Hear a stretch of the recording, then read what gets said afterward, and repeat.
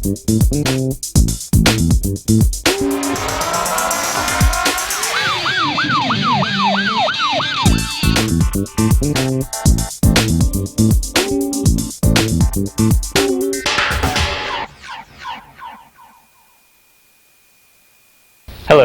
I'm Todd Grimes, and in this program we're going to take a look at techniques for character animation in Lightwave. We're going to start with a dope sheet and our audio track and dope the scene out, and then work in our keys, in-betweens, and cleanup. So let's get started.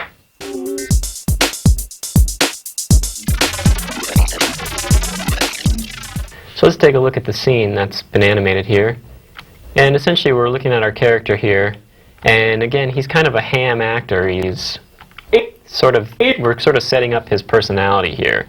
And basically what he is, he's sort of a tough guy. He thinks he's pretty tough, but he's also a bit of a coward, so to speak. He's kind of a goofball superhero.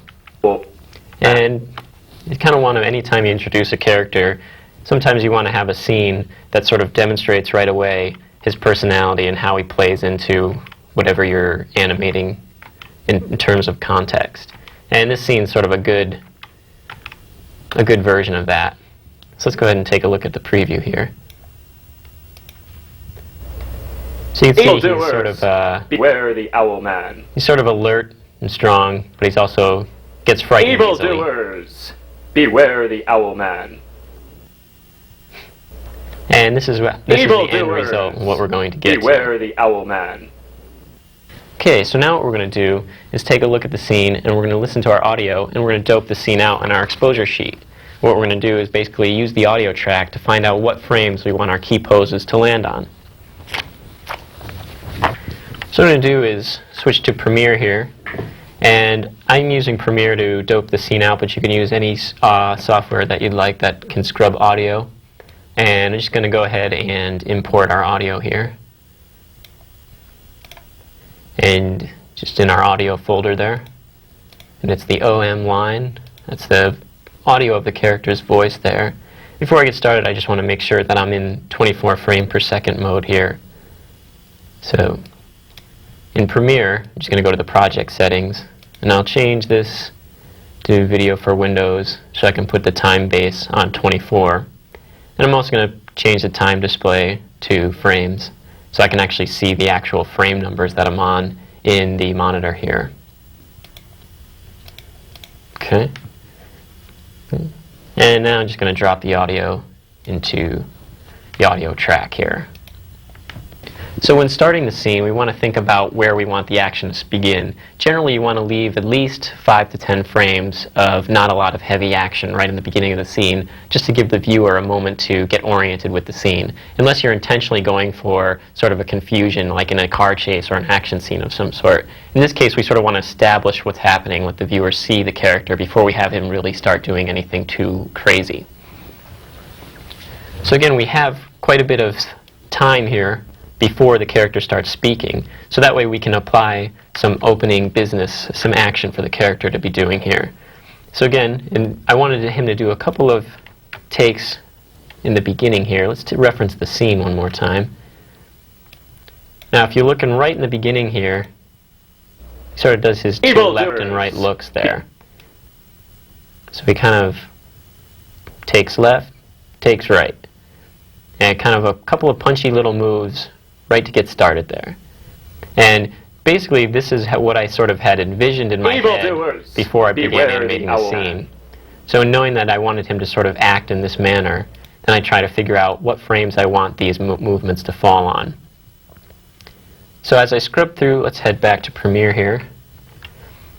Now as I look at the frames here, I can see the audio starts around frame 34.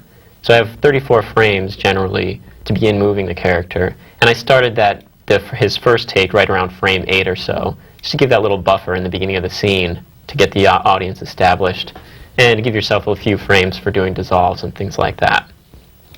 So basically what I wanted to do is start right around 8 and go into a quick look left. So by about frame 15, he's already looking left. Okay, so let's reference the scene one more time here. And let's go ahead and scrub through the preview. And down here, if you notice in the lower right, I've got the frame numbers. And so I have him sort of kind of tilt up and then quick takedown. And this tilt up here is what we call anticipation. He's standing, anticipates, and then turns. So it's really quick, but it's a little bit of something to show us that he's about to move. And so I'm just going to draw a straight line down the middle here for roughly neutral positioning there. And I've got my first key there that I'm going to make, which is the end of the hold. And my next key will be right around frame 11 there. And it's going to be a little bit of an anticipation up. I'm generally looking at the dope sheet as kind of like left, right, down, up kind of thing. So he's going to anticipate right, and then quick look left on frame 15 here. So I'm going to put that sort of way over here. And draw a curve like that. And basically what I'm doing with these lines is trying to tell myself later how I look at the movement here. So this is kind of an ease in, because this is a quick dip down and then slow in here. And then I've got to hold for about till roughly, let's say, frame 22 or so. So I'm just going to kind of draw a straight line there. And I might even note there that it's a hold. And I'll make a note on this one that this is an anticipation. And then again, sort of did my little bit of a break of the rules here. Have him sort of go from this hold without an anticipation right quick to his next look there. So let's say maybe roughly frame 26 or so, he's going to look right. So it's going to be kind of another sort of ease in, so kind of a dip down there.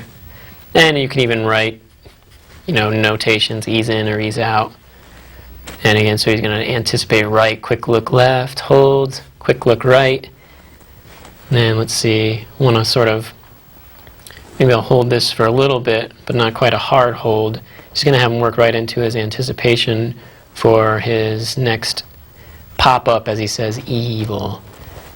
Now generally what you want to do is sort of have the action play out a couple frames before the actual audio track. So if he says something right on frame 34, I want the actual body movement to happen a couple of frames before that, because your eye sort of picks it up a moment before. So when you see him sort of move, you want it to almost happen a second before he actually says it. So let's take a look at the scene. Now he begins to say E. He gets into his big E right around frame 37 or so. So 37 is the big E in evildoers. I sort of wanted him to pop up right there. So let's take a look back at the scene again here. And let's scrub over. You can see he sort of pops up to say E, and we're on frame 35. So it's just a couple of frames before he really is in his full E. So you see it, E, full doers. Sort of pops up real quick and gets back into his stance there. And he's sort of, in this part of the dialogue, he's sort of establishing himself as a strong guy. So he's not really doing a lot of overt acting, and this is the subtlety in the business that he's sort of performing here.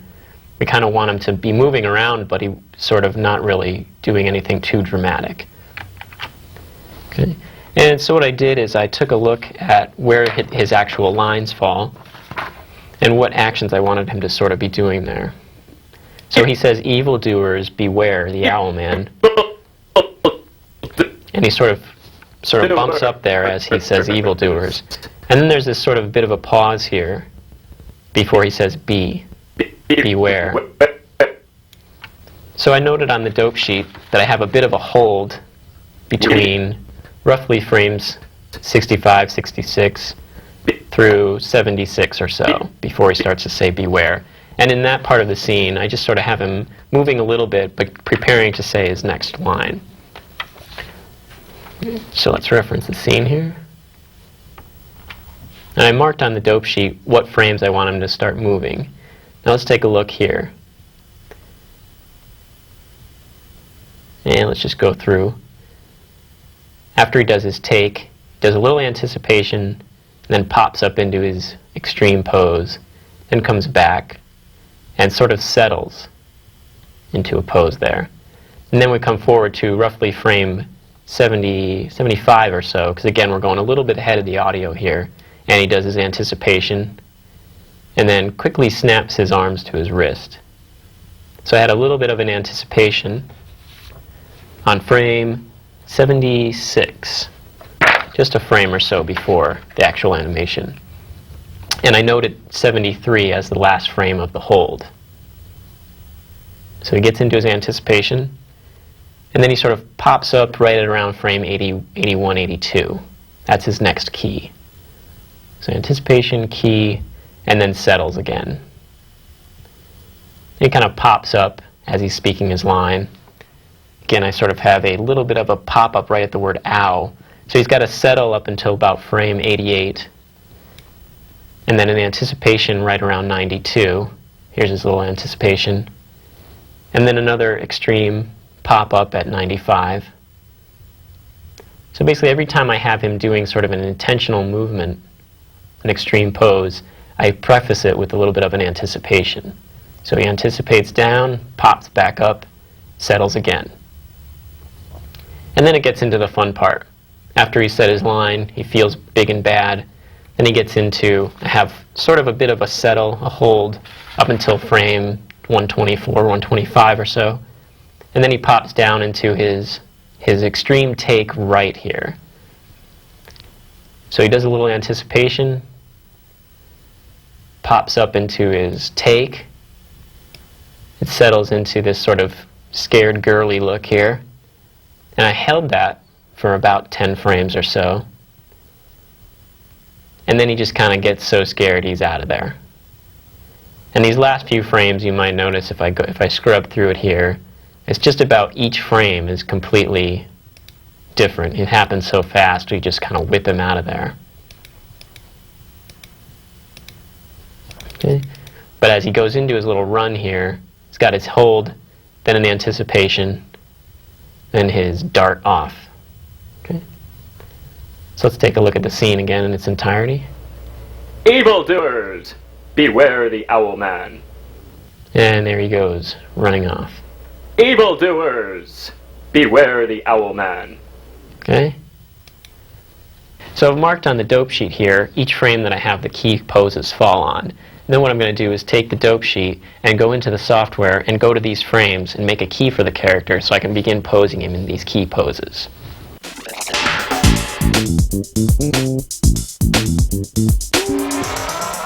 So let's go ahead and load up the first scene here. And we're going to go ahead and load our scene in our actors Owlman here. And in our work folder, we have these setup scenes. First one is the staging. And basically all this scene is the starting point. It's the character in a proxy set. A set that is going to be the final set, but in this case, it's got a lot of its detail stripped out and no textures or anything on it. And what I want to do here is set up the staging for the scene. Position the character, position the camera the way I want it as per the scene. So let's go ahead and look through the camera view. See, I've sort of positioned the camera similar to how it will be set up in the scene here. Sort of a low angle. He's kind of a heroic guy, so I want to have a sort of a low angle on him. And what I want to do is I want to kind of move him right into this pose here. Okay. So let's go ahead and open up the scene editor here. And in the scene editor I can see all the nulls and things that I have for him. And generally what I want to use to move the entire character around is this master null. I can move the entire character, including his arm goals and leg goals and things like that. And the handle is just used to position the character in the scene if I need to later on. So let's grab the master null there. And we can go ahead and do this on frame 0 here. Going to the top view here, let's zoom out a bit. Just going to go ahead and move him right over there a bit. And then let's look through the camera view. Set him up right in the middle, sort of.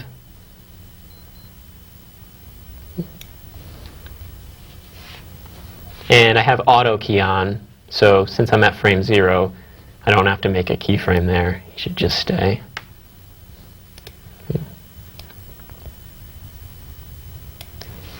That's generally the set stage there. And what I want to do is I want to retain this 0 frame. The frame where he's sort of in this default pose. In this case, will help me out in case I need to adjust the rig. If I need to adjust the rig, it's easier to make the adjustments if the character is still in its default pose without any of the bones moved or anything. So I'm going to actually start the actual scene at frame 1 and leave frame 0 as this setup scene here. Now, the extent of the scene goes roughly to about frame 160. So I'm going to go ahead and just make the end frame 160 there.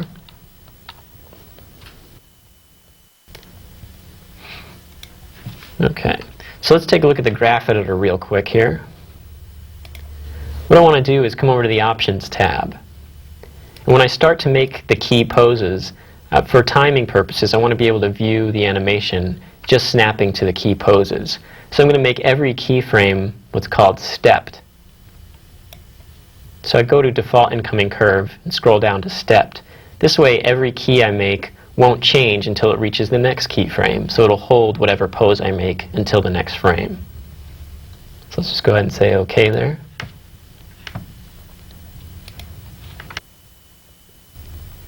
And now what I want to do is, with the master null selected, I'm going to make a keyframe at 1 for the current item and descendants. So now I have a frame on 1 for the entire rig, basically. And I also have this frame at 0, which I'm going to retain. So let's start with frame 1 here. First thing I'm going to do is I'm going to take the cape, and I'm going to hide it for now, because the cape is sort of a secondary action. It's going to sort of come in during cleanup when we do all of the follow-through and things like that. As I animate the body, I don't want to really be distracted by what's happening with the cape until I get to the end.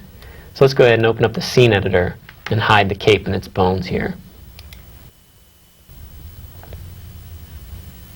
Okay. And let's grab the cape here and uncollapse it. And I'm just going to take it and go ahead and say hidden. And what I'm going to do actually is leave it, since I'm going to be making a lot of keyframes on the rig that I don't necessarily want to be on the cape and all of its bones, I'm going to go ahead and unparent it for now.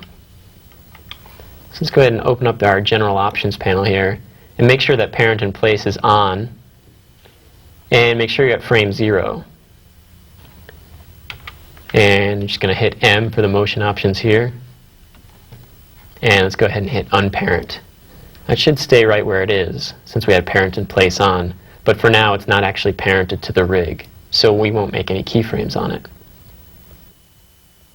So now let's go through and grab all the bones here. Grab the first one, and hold down Shift and select the very last one. So I've selected every single bone in the cape. I'm just going to go ahead and say Visibility. Let's hide selected items. So the only way we'll really see any of this stuff is if we actually select it in the scene editor. Okay, so now let's focus on the body here. And let's go to our frame 1. This is the first frame that we want to start the scene animating. And be sure to keep frame 0 again, just sort of like this. Sort of help to ensure that we won't screw up frame 0. Let's go ahead and make the first frame 1. That way we can't really access 0 quite as easily. And now let's start posing the character. I'm going to go ahead and in the perspective window drop down here, let's go ahead and put on Bone X-ray. Now we can see our bones through the character here. And let's go ahead and start posing him. First thing I'm going to do is, in this particular scene, I've turned off the IK on the arms. I pretty much want him to have his arms free to keyframe. So I've gone through and turned off the IK. Let's select some of the bones in the arms and just turn off all of its inverse kinematics options here that we had in the initial rig. Just put all these on keyframes here. And turn off any limitations or anything like that.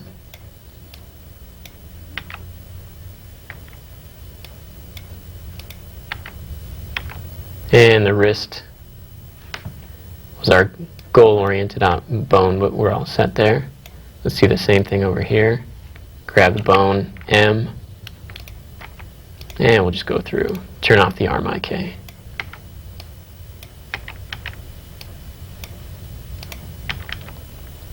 Okay.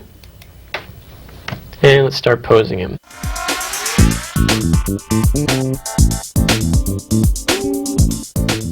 Generally, I kind of like to usually look through the camera's point of view because we're always sort of playing to the camera's perspective here. And occasionally I do look in the other viewports like the perspective view here just to make sure that the character's balance and everything is okay. Something can look right through the camera, but it might look suspicious because of the fact that it might not actually be balanced. Let's go ahead and start with the feet. Just going to rotate these using T for move and Y for rotate, and just grabbing his heel nulls here. Sort of move those, and let's spread them out a bit. And basically what I'm doing is I'm making the first pose his sort of firm stance there. And let's grab the pelvis there and just move that down and forward. Kind of want him to be a little bit, sort of have that forward stance. Okay. That might be a little too wide for his legs. Let's bring that in a little bit.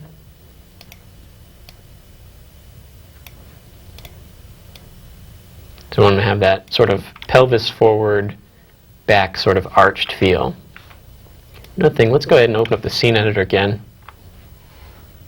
And let's take our proxy set, this rooftop here. Let's go ahead and put that on front face wireframe. So this way when we scrub into these different viewports we can sort of see through it.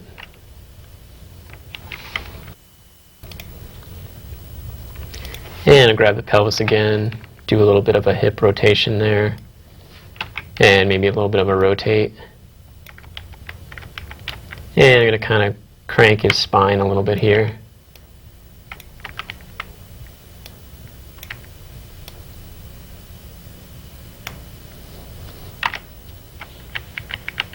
Maybe. And again, sort of the whole time I'm just kind of thinking about his initial pose and how I want him to look here. Let's kind of grab his neck there. I can sort of put the mouse right in the circle of the channel which I want to rotate here. So if I want to sort of rotate the heading, put the mouse in the red channel. If I want to adjust his pitch, right there in the green. And as long as I'm in the perspective or camera window here, the bank rotation can only be controlled by the right mouse button, so that makes it a little easy for that. Okay. And basically I have a key on every bone in his rig right now.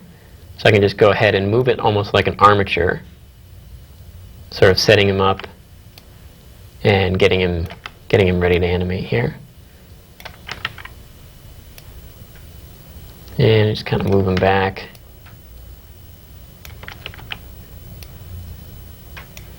And kind of want to have him initially sort of have not quite a fist, but sort of a relaxed kind of hand here.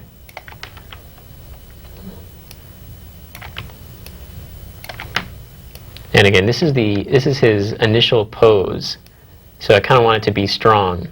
Let's say like the first time you see this character, we're introducing him sort of as this kind of a tough guy here. So we'll go ahead and make him sort of start him out with this kind of strong pose, like he thinks you should not mess with him, even though you could easily take him. Okay, and let's go ahead and rotate this out here.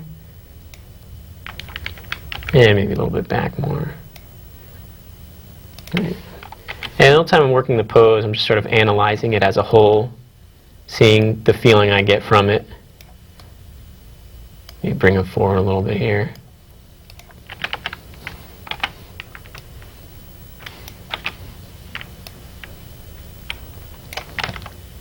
Okay.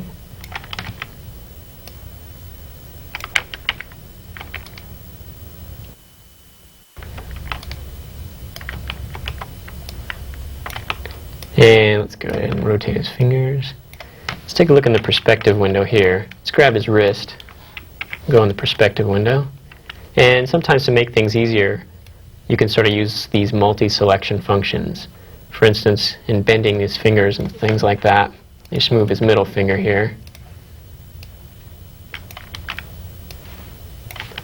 Now if you want sort of the finger to just curl right up, You can do this for the spine as well, or any type of area where you have sort of multiple bones that you want to rotate. Let's hold down Shift, and we'll grab all those bones in the first finger here. And if I just go ahead and click in the pitch ring here for one of them, you get sort of that the whole finger kind of curl up there. And maybe I don't want it to do that much, but start off like that.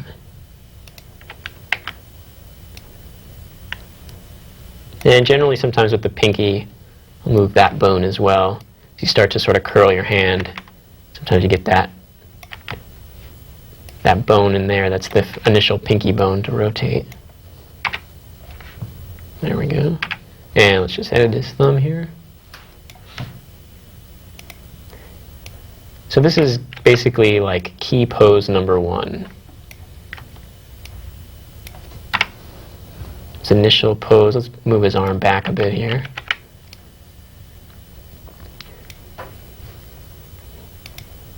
And maybe up a little bit with the shoulder here.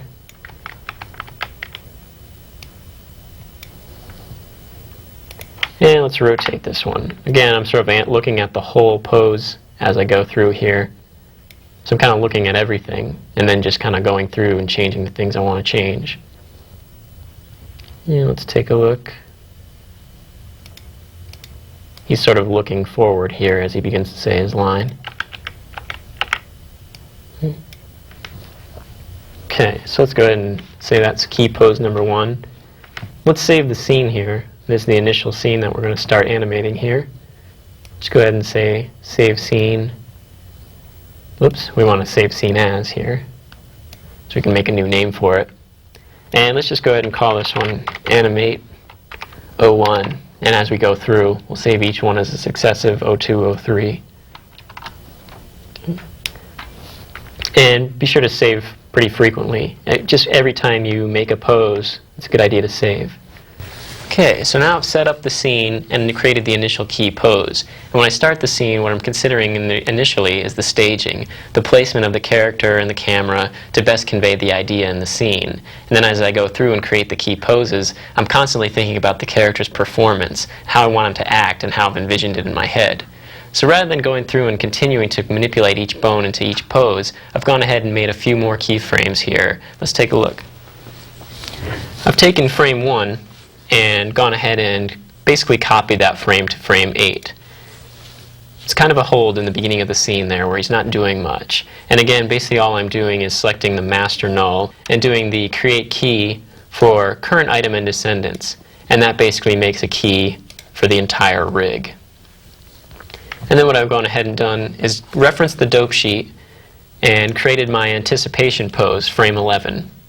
And again, I made a key for the entire rig there. And then I posed him into this little bit of an anticipation before he does his next take. Okay, so now what we want him to do is kind of that quick look left. And I kind of want him to sort of zip over there, but I also want him to do a little bit of anticipation. So if you were to watch it in slow motion, you'd kind of see like a...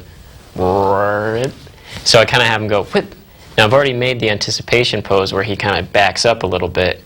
Now I want to make the key pose where he's all the way over in his take. So let's take a look. So what I'm going to do is I'm going to take this pose here, and I'm just going to, again, I'm on the master null here, and I'm just going to hit enter and create key for current item and descendants, and I'm going to type in 15 because that's the frame I marked on the dope sheet there as the frame in which I want that take to occur. Okay. So let's go to frame 15, and let's start with the pelvis. I usually start with the pelvis as it's generally the character's center of gravity, most often on a two-legged character like this. So let's go ahead and position that. In this case, I want it to dip down quite a bit. And I'm also going to rotate it a little bit. Let's change it up here, bank it a little bit this way. And I'm going to crank it over on the heading channel. And let's say to about there or so. So when I go back and forth here, you can sort of see he's sort of twisting and bending down. And you kind of want to go back and forth between your keys quite a bit to see the relationship between the poses. Now let's go up the spine here. Kind of want to rotate that in. And I'm going to move his arm forward here, kind of get that sort of whipped forward feel. And then let's go ahead into the perspective view here. Take a look. And let's grab his spine there. And I kind of want him to sort of curl forward a bit. And I also want him to kind of turn, twist. Now I can see here, let's see, I'm getting kind of a little bit of a deformation thing going on here.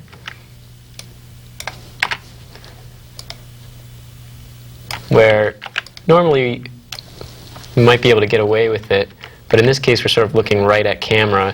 We're getting kind of a weirdness right behind his back there. It's not quite deforming the way we want it to, and I think we want to pull a little bit more rigidity in that side of the arm, of the body there. Because in this case we're looking right at it. So let's go ahead and finish up the pose here, and then we'll look at how to fix that up. And again, he's sort of looking outward here, and maybe arms up a little bit more here. And I'm going to move the wrist up a bit, like that.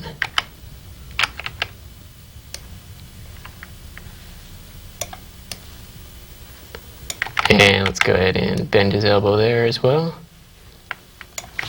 And again, the wrist, kind of crank that up a bit here. And let's go back, forward. And you can see that in his pose here, in the anticipation, I have his head sort of start to look towards the take direction. His body's kind of going in the opposite direction, but he's sort of leading with his head. Okay. So let's go ahead and take a look at a quick way we could fix this up here.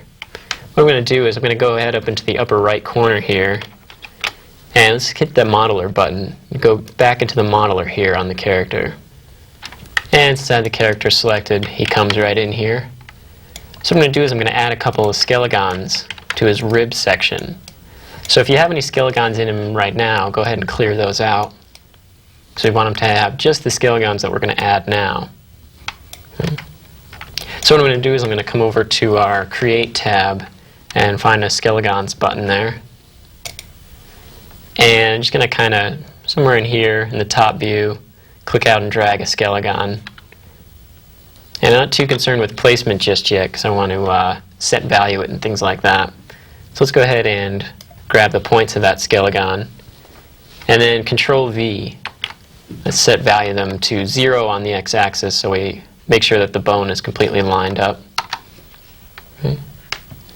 And then in the side view, let's go ahead and move it into place. I kind of want it to be right around his rib cage section in the front view. Let's kind of bring it over. And let's hit capital A and zoom in a bit here. And probably going to shorten it a little bit. We use a drag tool, Control T, bring it in. I just need a little bit of influence in there, probably not too much. Just making this little rib bone here. Okay. And now let's go ahead and let's select that skelegon. Let's hit plus here to hide everything else. We'll hide the unselected stuff. And then let's get that skelegon tree and name it and assign it its weight map. So let's go ahead over to Detail. And down here under Other, we got our skelegon tree. Okay, so double click where it says Bone 01. I'll just call this right rib. And I want to assign it that weight map we created called Body. Okay. And then let's go ahead and close that.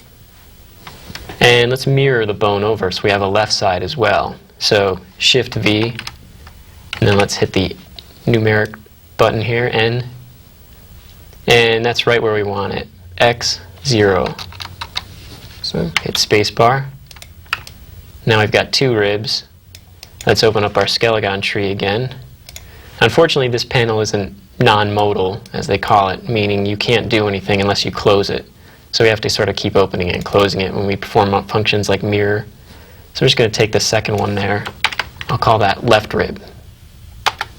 And again, I'm just going to leave it on the body weight map there. Okay. And I'll unhide backslash there. Hit S to save the object. And now let's head back into the layout there. And we'll give it a moment to refresh here. So now that updated object is there. So what I want to do is I want to convert those skelegons there. So now we can see the use of frame 0. Let's grab frame 0 there and scroll back to it. So now we have him in his perfect default pose. So now we can convert those skelegons and not worry about where they're going to be when we parent them and things like that. So let's go ahead over to perspective view here for a moment. And make sure you have the character's body selected here. And then let's go over to add. And we'll say bones. Let's convert skelegons into bones. And it'll ask us, it'll say that the object already has bones in it. Are you sure you want to do this? We're just going to go ahead and say yes. And it says 2 bones were created. It's just the 2 bones we just created just now in the modeler. And you can see there they are. And next thing we want to do is just parent them. We want to parent them. Let's parent them to this bone here, which is spine 3. Let's go ahead and open up the scene editor here. And we'll scroll down to the bones we just created. Let's collapse a couple of these here. And here they are, our right rib and left rib. So I'll go ahead and make this one red and make the left one green, just to be consistent with what we had been doing. And just going to hit O to bring up our general options panel and just make sure that parent and place is on. And then let's go ahead and click and drag these. Again, I want to parent them to spine 03. You can see now they're under there. And let's see what we've got now. So now we'll have a little bit more rigidity, but we'll also have some bones in there in case we want to move them slightly to adjust the shape. So let's go to our frame 15, which was our suspect frame there. That didn't look too good. Now you can see we've got a little bit more rigidity, and now we've also got these bones in here that we can add a little bit more deformation to. Okay.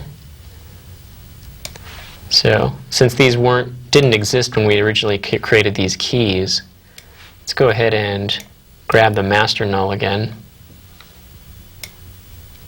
And let's just recreate this keyframe and keep it on current item and descendants. So now these bones should have a keyframe on them as well at 15. And now you can see I can kind of move this around, get a little bit better of positioning going there, and a little bit better deformation. So it's not quite as twisted looking as it was before. I can also rotate it, see how it looks here.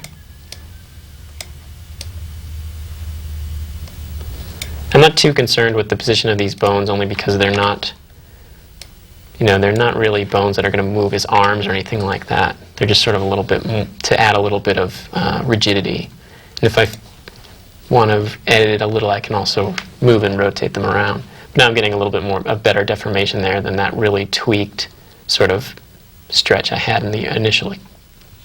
So you can see that in your rig, you might run into some issues occasionally. You can do your deformation tests when you do your rig, but you never know what you might encounter when you actually start to animate the character, especially in some instances when you're doing some really wild moves with the character. So let's go ahead and take a look at a scene where I've gone through and made all the key poses. Let's go ahead and save this. And for now, I'll go ahead and change it from 01 to 02. Okay. And now let's go ahead and load a scene from that same directory called Key Poses. Now this one has just the key poses that we created for the entire scene here. So let's go ahead and go through and take a look. Now I've got the hold on frame 8, the anticipation, and the take left, hold, and take right. Then we've got some poses where he begins to go into the action that he's going to do while he's talking here. So right about here he starts to go into his saying evildoers, and he anticipates up, and then he goes into his extreme there. And basically what this is, an extreme pose would only be sort of on the frame for about one frame. It'll appear on camera. And so as you can see, it's sort of stretched and kind of exaggerated here.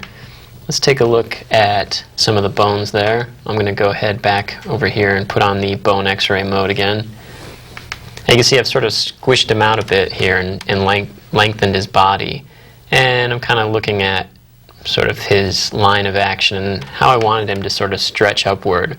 And one of the things you want to do whenever you're sort of stretching the body is to retain the volume. So what I've used is this squash tool in Lightwave here.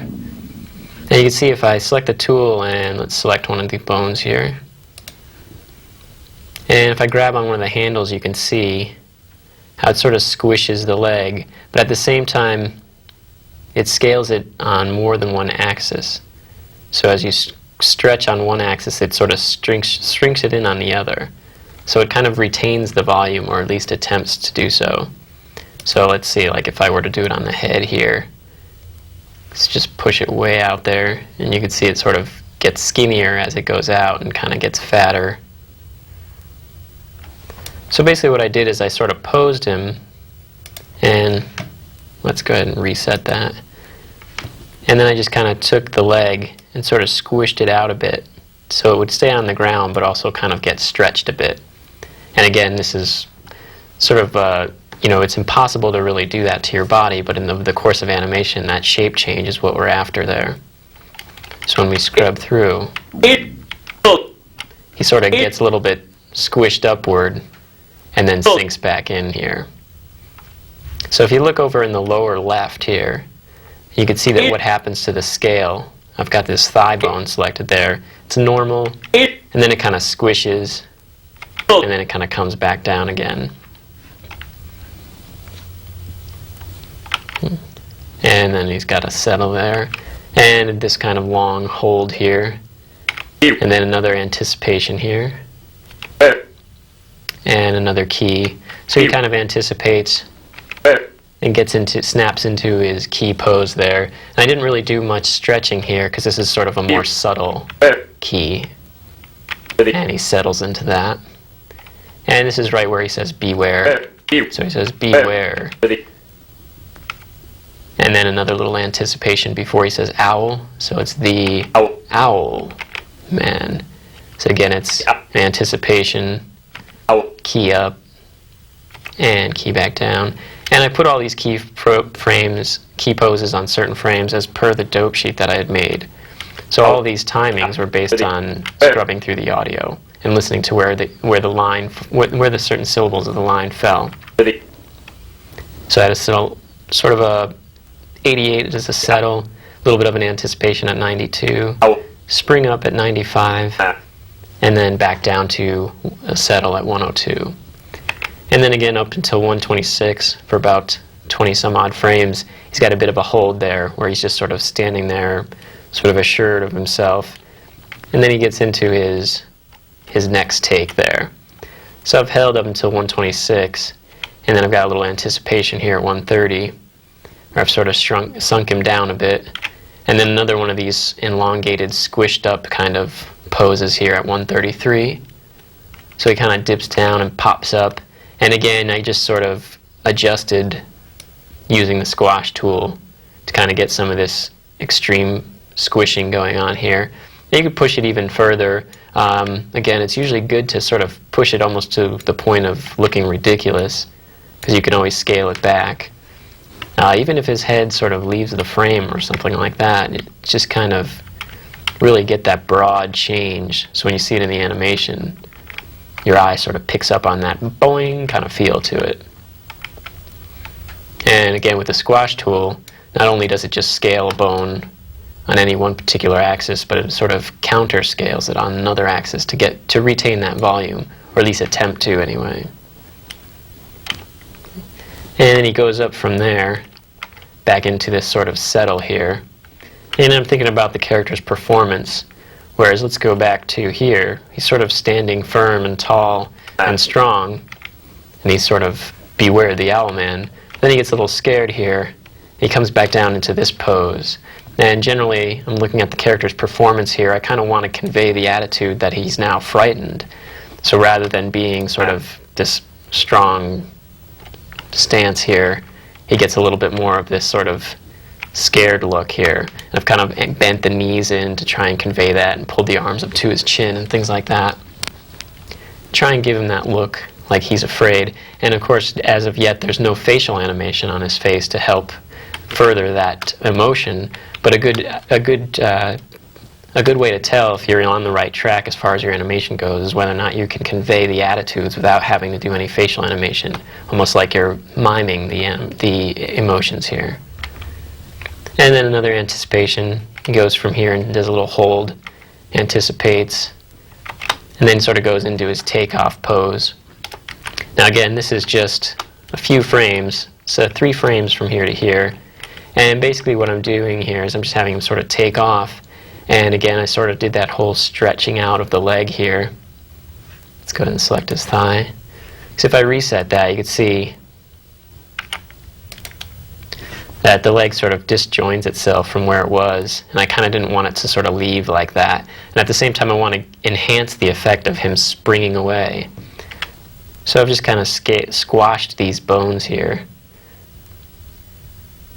And again, it's sort of, in addition to just lengthening his leg, it also kind of squished it in a little bit too to retain that volume. So to get kind of that whipping, boing kind of feel as he leaves. Whip. So there he goes, and boink. And I quickly squash it back to normal there as well. And it's just to enhance that effect. And he's going to exit so quickly. You can see we're on frame 154 here. Next frame 155, he's already practically out of the frame. Then one more frame, he's completely gone.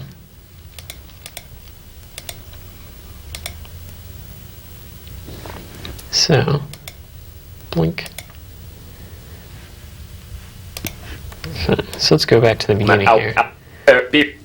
And again, since we kept all the frames unstepped, if you scrub through, you can see that there's no movement in between the frames until it gets to the key that the frame is on.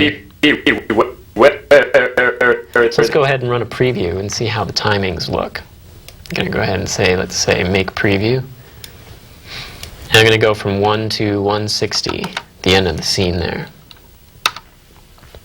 Okay. Now in this preview, what I'm going to be looking for is the timings. I've made all the keys stepped, so it's just going to go spring from one pose to the next, and I'll be able to see whether or not the key poses I've made are falling on the right points in which, as per the audio track. Let's take a look. Evildoers! Beware the owl man. And then he's out of there. So you can see what we're looking at here is just the key poses. Beware the owl man. There's no in-between animation, it's just kind of snapping to his poses. Evildoers!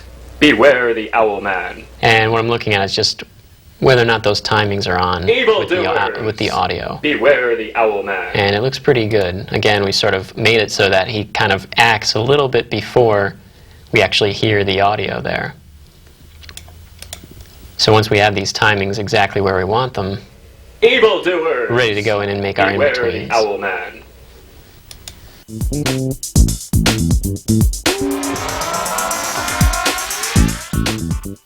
Okay, so in this section we're ready to take a look at our breakdowns. And what we want to do is consider the performance, how I want the character to move. And generally we want to think about our holds and the ease-ins and ease-outs and things like that. So generally if you have something like if I'm going to point my finger, that's sort of an ease-out, sort of slow and then whipping into it. But if someone sort of pushes me from behind, it's more like sort of like an ease-in. It's quick and then I'm slow into my relaxed state. So I'm going to think about those things as I make the character act and think about what he's doing and whether or not he's sort of intending to do that motion and how I want the fluidity of the motion to go. So what I've done here is I've made just written down on a piece of paper all of my key poses, what frames they fall on. And what I'm going to do is determine what the middle point is. So if I have, let's say, 10 frames from 1 to 10, and I want it to be sort of an ease out, where I whip into it, the middle would probably be somewhere more towards 7, let's say. So it's kind of slow, 1, 2, 3, 4, 5, 6, 7, 8, 9, 10. So that's how I'm going to determine where I want the in-betweens to fall. So the first thing I'm going to take a look at is the area between our first two keys, 1 and 8, which is a hold. So I'm just going to put a little H in there. Generally there's no in-between necessarily, it's just kind of a hold. Okay, and then I'm going to look at between 8 and 11 there, which is from the end of our hold to the anticipation. It's only a few frames there, just 3 frames. So I wanted to determine whether or not I want them to sort of ease in or ease out to that pose. So I kind of want them to sort of ease into it, because I want it to sort of kind of whip out and then come back around. So I'm going to make that in between, say, frame 9. Okay, so now what I'm going to do is take a look at his anticipation to his extreme take left. And I kind of want him to sort of ease into that, so I want him to kind of whip out of this and slow into that. And let me take a look at my dope sheet here. And what I had done is I had drawn in how I want the motion to be. And by drawing a slight curve here, I've sort of signified to myself that I kind of want it to sort of ease in, a little bit of a steep curve and ease into the next key there. So what I'm going to do is, say, make the middle, let's say 12. So what we end up with is 11, 12, and then 13, 14, 15. So a little bit of a whip in there. Okay. And then next what I want to do is look at between 15 and 22. And I noted that on the dope sheet as a hold. So what I'm going to do is, again, I'm just going to put a little H right there for our hold. So then let's look in between 22 and 26. Again, that's another kind of whips quick left. And this is where it gets a little bit tricky, because I kind of broke the rules a little bit by not giving him an anticipation there. But again, what I want him to do is sort of ease into that. So I want him to kind of whip out of 22. So again, I'm going to kind of, let's say 23 right there. Again, it's going to be kind of a quick whip and then sort of a slow into 22. And then we have from 26 to 32, he begins his anticipation for his pop up there. And I kind of wanted that to be sort of a slow out kind of thing. So let's say frame 30 there. It gives us 4 frames and then 2 to zip into 32 here. And then he pops up from 32 to 35 into his extreme pose there. So let's go ahead and make that 34. So it's going to be between 34 and 35, there's going to be a bit of a drastic jump there, but it's going to sort of lend itself to that motion that we want to get out of that. Okay. And then 35 to 40, again, he sort of pops back down. He kind of zips up and then pops down.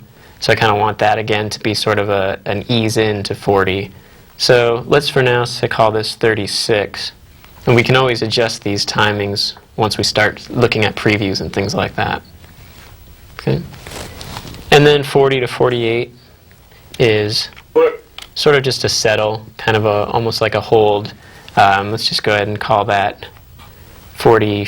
Let's go ahead and call it 44, right in the middle. And we'll adjust the timing as we need to when we see how it looks in the animation, because 48 to 73 is another hold.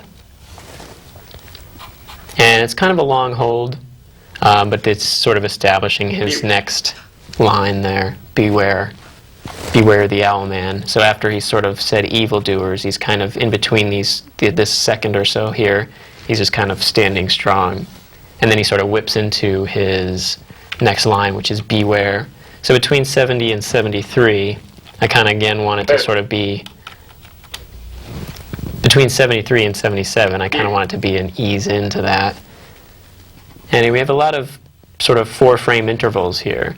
So I'm going to go ahead and call that 74 for now. And then 77 rather to 80. I kind of wanted to pop into that pose. So I'm going to call this one 80. So it's a little bit of a slow out and then a quick into 82. And then he's going to pop right back down again right quick. So in this 6 frames we have here, Let's go ahead and call this, let's call this 85 for now. And then between 88 and 92 is sort of another settle here. And again, there's 4 frames there. Let's go ahead and call it 89. So we kind of want to ease into that settle there. Okay, so in between a lot of these keyframes where you have 4 or even 3 frames, sometimes you actually want the in-between to sort of fall somewhere in between frames, almost like on a fractional.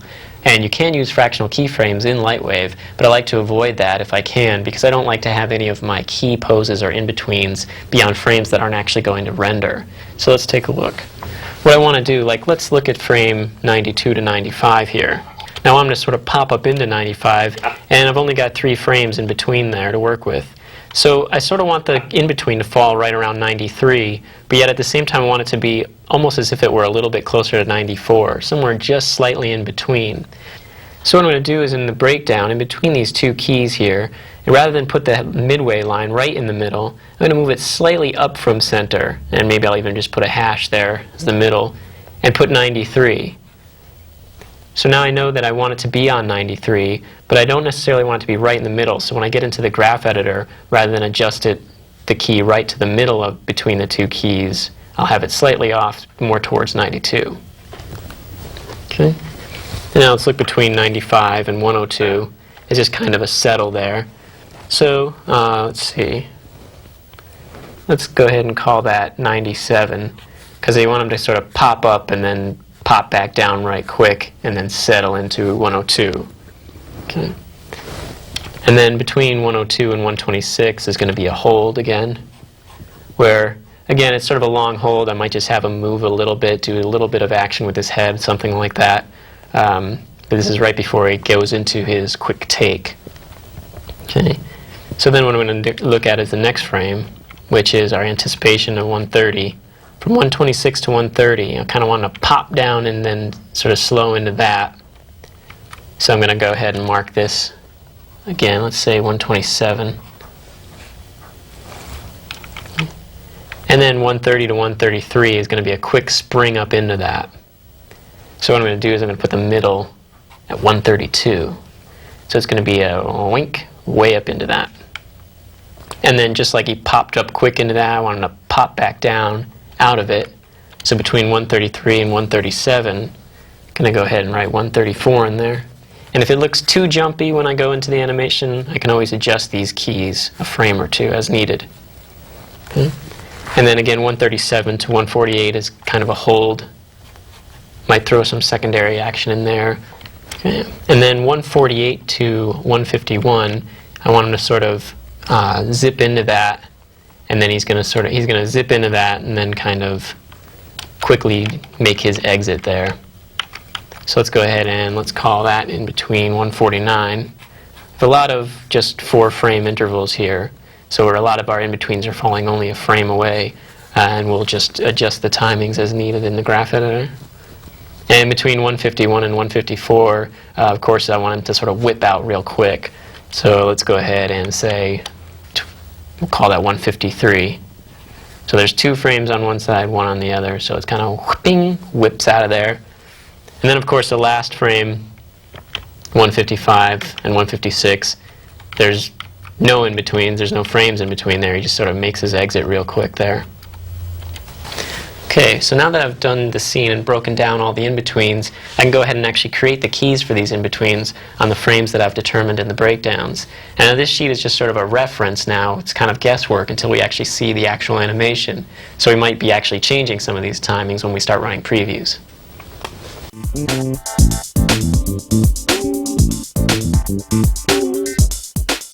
Okay, so now what we're going to do is take our in-betweens and actually create the keys for the in-betweens and adjust those timings in the graph editor. So what I've got here is, again, still the same scene we were working in here, our key poses scene. And the very first thing we want to do is take stepped off of all of these keyframes. So we actually have splines in between, so we get some motion in there. So let's go ahead and open up the graph editor again.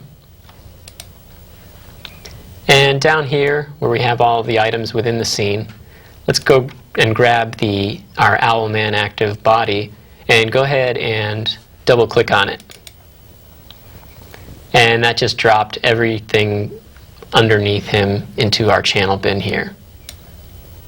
And you see quite a few frames in there, quite a few channels for all of his little bones. So what I want to do is let's go ahead and grab the top one in the list there, scroll all the way down to the bottom, and hold down Shift and click on the last one. Now it might take a moment or two since there's so many channels. We basically were multi-selecting the entire channel set for the character here. So the graph editor's got to kind of think about it for a moment here while it figures it all out. Okay, so now we've got all of our channels selected there. And what I'm going to do is I'm going to right mouse button and I'm going to click and drag over all of these except for the first couple of frames, frame 1 there. So let's click and drag all those. And now I've selected every key on every channel. And down here where it says incoming curve, let's go ahead and change that to TCB spline, the default for Lightwave. And it should turn all these channels into curves. And again, now I just have to wait while the graph editor thinks about doing that operation. And depending on the speed of your computer, your system, the time it takes to actually perform this operation can vary. And the next thing we want to do is let's open up the options panel here. And before we go and make all of our in-betweens, let's change the default incoming curve from stepped back to TCB spline. And then we can start making our in-betweens. So let's go back into our scene here. Now the reason I left frame 1 as a stepped frame is because remember at frame 0 we have the character still with his arms out like that. So if from going from this to this over the course of one frame will actually affect the curves outgoing to the next key. So we want to keep that stepped so we're just going naturally from this onto whatever else the character's doing and not this to this then to it. Alright, so now what we want to do is I'm just going to go ahead and go to the actual frames where I've marked that I need an in-between, and I'm going to go ahead and create a key. So again, let's select the master null there. And I'm just going to go ahead to those frames. The first one's 9. So I'm going to go ahead and say create key for current item and descendants on all those channels there. And if you hit the F key on the keyboard, you can get this go to frame requester here, so I can go right to where my next in-between is, which will be on 12. And again, enter, create key, current item and descendants. And I'm just going to go right through the list. Now where you have holds, like say in between 15 and 22, just don't make any keyframe there. We're going to create a hold out of that in the graph editor. So our next one is 23. And again, current item and descendants. 30, and then 34, and then 36, and 44. Now since we're just going to the frame and making the keyframe for it, it's naturally not necessarily exactly where the midpoint is, which is where we want it on these in-betweens, but we're going to adjust that in the graph editor. Okay. So in between 48 and 73 is a hold, so our next one is 74. Let's go ahead and make that key. And then 80. Whip. And then 85. And 89. And I'm just referencing the breakdown sheet to find out where I want these keys to be. And then 93. Out. And 97. Oh. And then we have a hold between 102 and 126. So the next one is 127.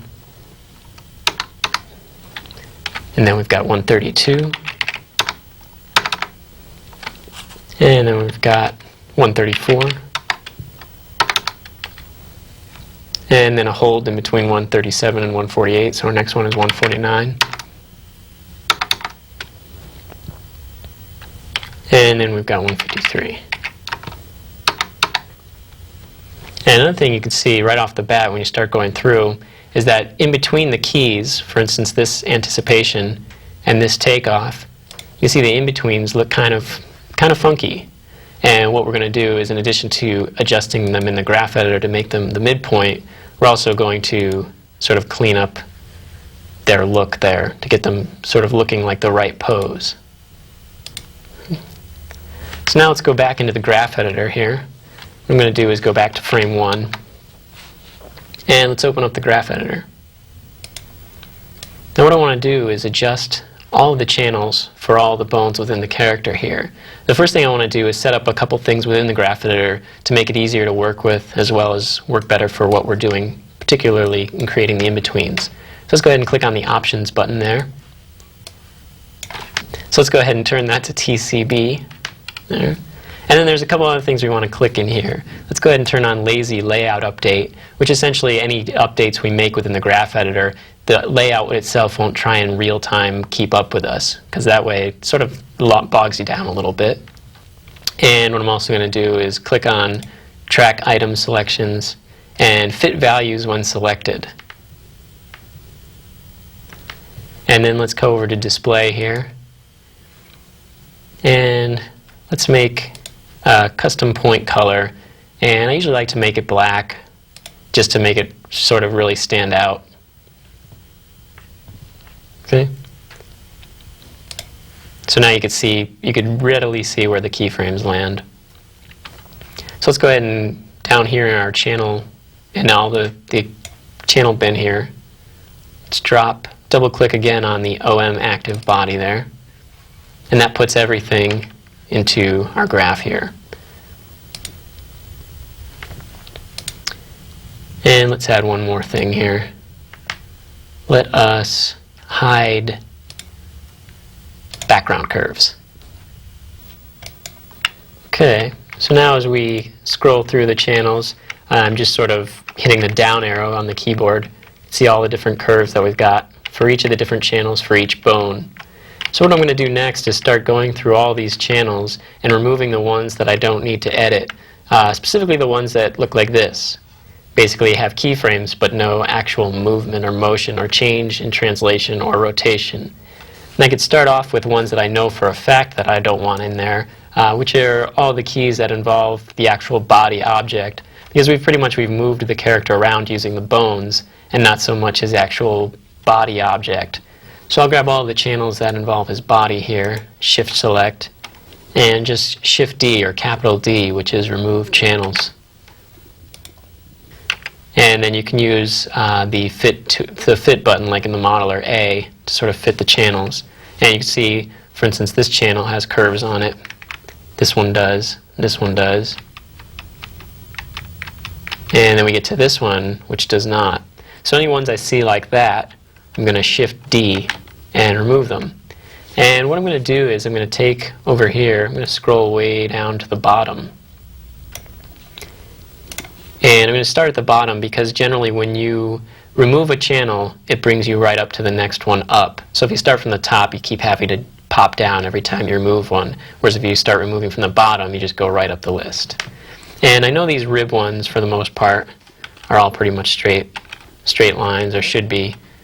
And we didn't move them much around.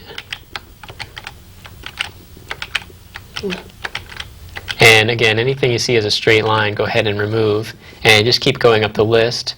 Another part of the body that I generally remove, that I know that I don't really want, are all the finger pieces. And the reason I do this is because I generally animate the hands mostly and as part of the cleanup, move little specific finger movements and things like that.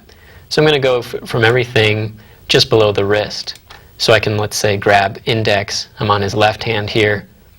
Index left, and I can scroll all the way down to his left thumb and shift click. And basically what I've just done here, while it thinks about it here, is selected all the channels within his hand, and I'm going to Shift D to remove all those. And then I'll do the same thing for his right hand. So again, here's his right hand here. Let's go ahead and grab his right index just below the wrist. Okay. And scroll all the way down to the last right thumb and shift click. And other channels that I know that I don't need, just Shift D to get rid of those. are any of the channels that I know that are controlled by IK, like the leg, the thigh and calf pitch channels and things like that, because generally those channels are going to be, the movement on those channels are pretty much governed by the position of the pelvis and the foot goals. So really any editing I do in the graph editor won't really affect them. So again, probably what I'll do is I'll hit those, but what I'm going to do is come back down to the bottom here and just Shift D every one. And if you're going through the list and you are removing channels here and you get to one where it sort of goes off the frame there, just hit A on the keyboard and it'll fit whichever frame you have currently in there. And the eyes as well. The eyes I generally sort of do at the cleanup time because usually you want specific eye movement, and you kind of sort of not necessarily governed by the key poses, but more usually tracking things and things like that. So I'm going to go ahead and remove all the channels for the eye. And again, all of these feet bones, the heel, the toe, things like that, again, those are pretty much all, I mean, first of all, we didn't touch the heel bone, but the toe bone as well as the foot bone are pretty much all governed by the IK. The foot is match gold to the goal, and the toe is match gold to the toenail. So I know for heel, toe, and foot bones, I could pretty much go ahead and get rid of all those. So let's go ahead and grab all those on both legs, left and right. And generally, for the most part, we don't do a lot of scaling or moving. It's mostly rotating of the bones. But again, you saw some of those extreme poses. We did do a bit of squashing and things like that. So we want to keep those channels in there. And generally, again, some of the channels that we know are controlled by IK, like for instance this one, which is the calf pitch rotation, I know I can get rid of that as well. Okay, so what you want to do is go through all these channels and remove any of the ones that have no movement on them or ones that you know you don't need. Okay, so now I have all the channels, only the channels I want to work with in here, and it's really important that I quickly make a favorite set out of this. Be sure to not close the graph editor yet, because if you do and reopen it, all of the deleting of channels that you've done will be gone. So let's go over to our Create Channels drop down and do a Create Favorite Set here. And I'm just going to go ahead and call this Bones for now. It's usually this is only as per the particular scene you're working on, because these specific channels are only the ones that weren't moved in this particular scene. So now I can go ahead and close the graph editor, and what I'm going to do is I'm going to save the scene, and again I'm just going to call it this Animate 03, and I'll just go ahead and write over that one. So now the scene is saved with that favorite set. If I reopen the graph editor, you can see I'm back to just whatever I had selected there. But if I come over to channels here, I can scroll down to the favorite set I just created called Bones, and there's all the channels that I just created earlier and the ones that I had removed the unnecessary ones from. So now I can close the graph editor, reopen it, whatever I have to do to work within the scene, and I can always get back to this group of channels. Okay, so here's the graph editor, and I've gone through, and as I scroll down here, I've removed every single channel that either didn't have any motion or that I know I didn't need in here. And basic purpose for this is to clean the graph editor up here so we can start going through all of these channels and manipulating the in-betweens. And basically, the fewer we have, the quicker we can get through it. So we want to have only the necessary ones in here. Okay, so let's go back up to our first bone here, and let's take a look at editing some of our in-betweens. Now, the first thing I want to take a look at is this little box, that dialog box that pops up when I put the cursor over a keyframe. It's good info to be able to see that right on the fly like that, but it's kind of a distraction for what we're going to be doing, so I'm going to go ahead and turn that off. So let's bring up the options panel again here, and under display, let's just turn off show key info here. And now we're back to normal here.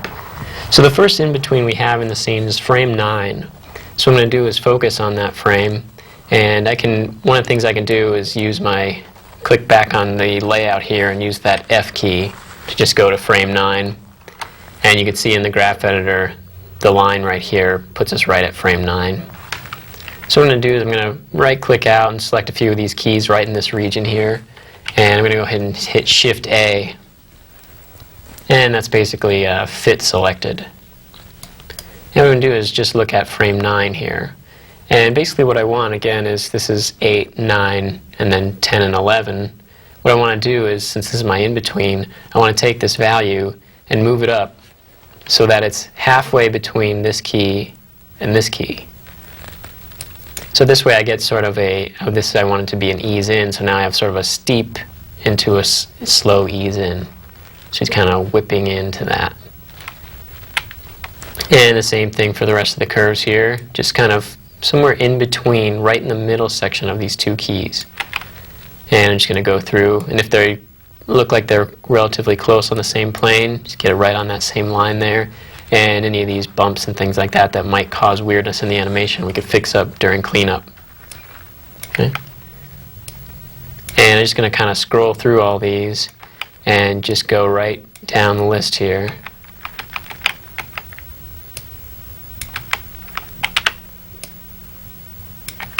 And you might get to someone, if you have any like this where there's no movement, you don't really need to do anything. Just keep going.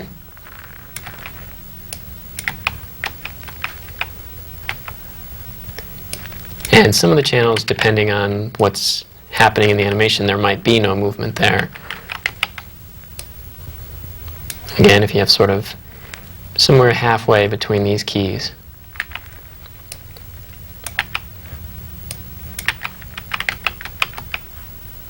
And you can sort of quickly scroll through any of the ones that look like a straight line.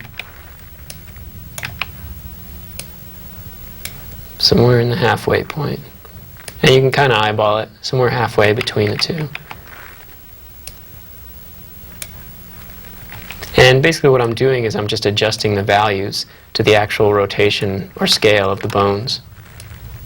So when we go back into the layout, the positions will be adjusted as to what I'm doing here.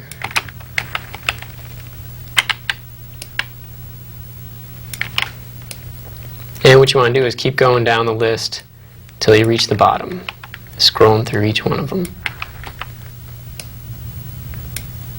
Somewhere at the halfway point.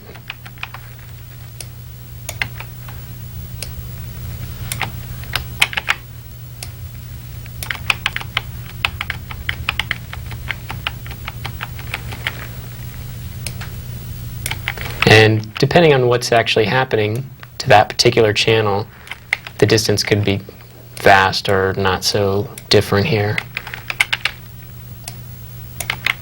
And again, there's a little weirdness there. Actually, here's one. Here's a thigh right, and it's the pitch channel, rotation of the pitch. Let's see if we can extend this out a little bit here. That's as far as we can go. But since I know this channel is controlled by IK, it's just one of the ones I missed. So I'm going to hit Shift D and remove it. And again, any of these channels, if I know they're controlled by IK, I can sort of ignore for now because again, those channels are going to be sort of controlled by the IK. So again, here's another one. Rotation of the right thigh on the pitch channel.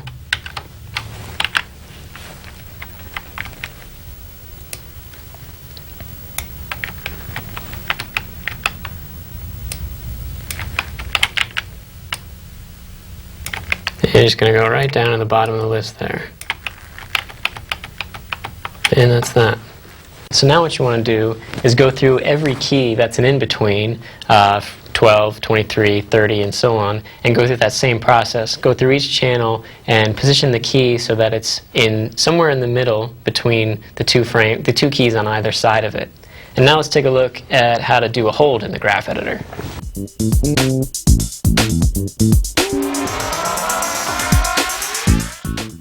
So I'm back at the top here, and let me find one of our holds here. There's a hold between 15 and 22. That's our first hold in the scene.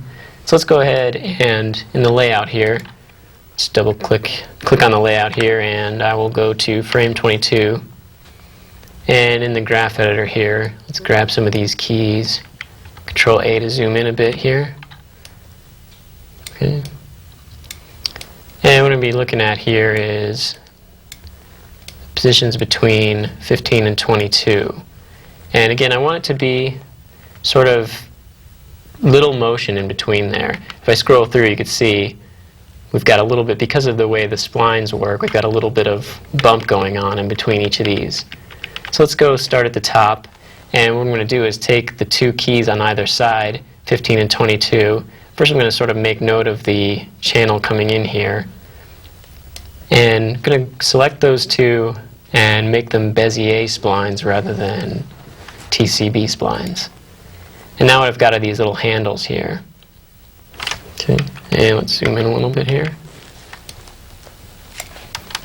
And what I want to do for a hold is I'm going to hold down Alt, and by holding down Alt, it enables me to click on these purple flags and move and adjust one at a time here. If I don't hold down Alt and click on them, I sort of get this kind of thing going. So what you want to do is hold down Alt and sort of adjust it here. And what I want to do is I don't want it to be completely flat across, because I don't want the character to go completely stiff, but I want to have some curve in there. So what I'm going to do is I'm going to adjust this curve so it's a little bit flatter. Then I'm going to take the last one and sort of nudge it up into the direction it's going there. So we retain some movement throughout that region there. And if you look, it's a little bit more of a drastic curve on this one. So let's do that again here. Grab 15 and 22. And let's change those to Beziers. And again, I sort of made note of the curve here before, so I can sort of kind of wanted to keep that as much as I can here. And let's take this one and kind of move it up a little bit here. And this way we've got not a perfectly linear straight line, but a bit of a more straight line to get a little bit more of that feeling of a hold there. And again here as well.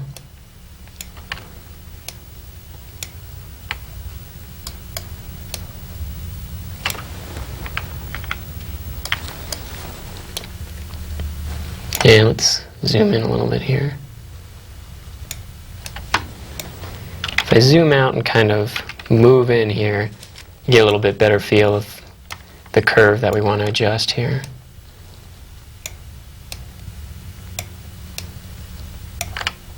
And again, I want to keep some movement there. I don't want it to go completely stiff and wooden there.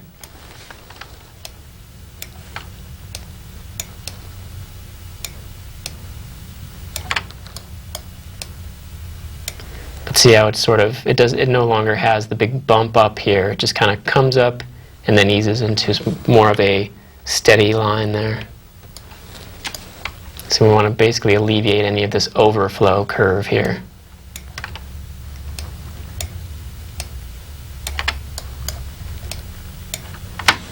And I just kind of nudge some of the keys. If you have a situation like this where there's no movement on the specific channel at all, you can just skip over that one. And again, same thing here. A little bit here. Now you might think in this situation that there's no movement coming into the curve, so why not just make it linear? But the problem there is when you get into cleanup, you might be adding additional keyframes in here. So if you need to do that, you could end up shooting yourself in the foot. So you could use the linear, but it's only if you know for a fact that you won't be adding any further keys in there.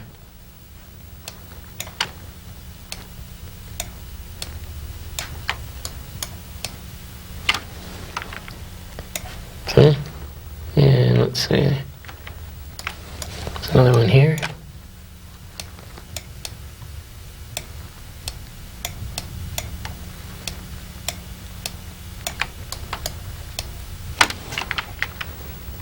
And here's another example of one here. There's little movement coming in, but again, if we need to add any extra keys within that area,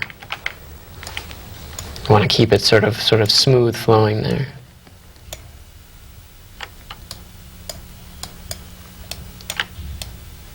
There we go.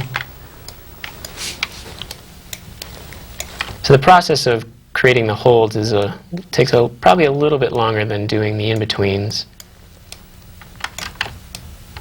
But you typically have a lot fewer holds than you might have in-betweens that are in between some action there.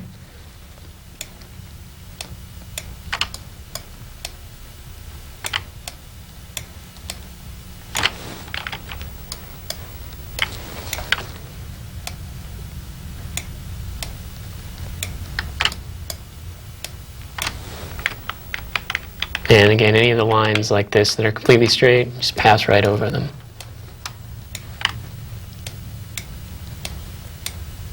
So this way, when the character is supposed to sort of hold a pose, you'll get more of that feeling as the motion sort of, whereas in this case, the character will hit this key and this key, and these are pretty much the same value almost, but in between there, the character is actually moving. So you want to sort of alleviate that a little.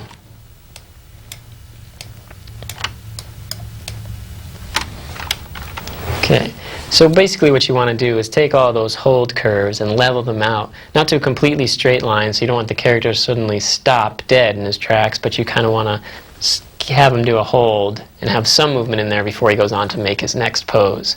And once you do that, basically what you want to do is after every time you go through either an in-between or a hold and go through all those channels is to be sure to save the scene.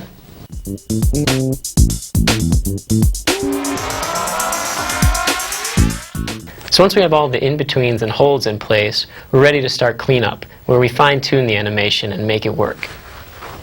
So let's go ahead and load the scene where we've already got all the in-betweens and holds set. I'm just going to go ahead and say load scene, and I'm going to grab this one called in-betweens here.